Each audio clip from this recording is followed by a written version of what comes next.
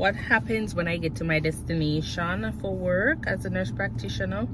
I normally will go ahead, sometimes I'll go ahead and prep the charts from before, but I visited this patient before, so I know the history, which is very good. That's important. You want to go and know your patient. You don't want to go there and just be mumbling things and seem like you don't care about what's happening. Research on a patient and know what's happening with them.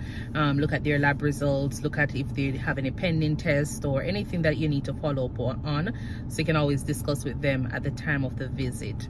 Otherwise, I normally will come here and I'll sit for a few minutes, open their chart, and then I will go inside, examine them, do their vital signs. If they need to get glucose check, I'll go ahead and do that. I will also do their medication reconciliation.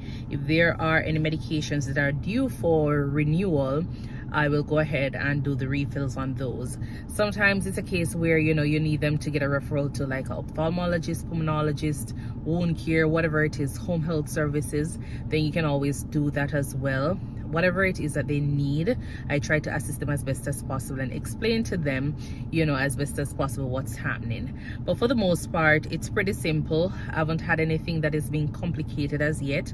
And I guess with the fact that I've been in the hospital, I've been working in the emergency room, it makes life a little bit easy.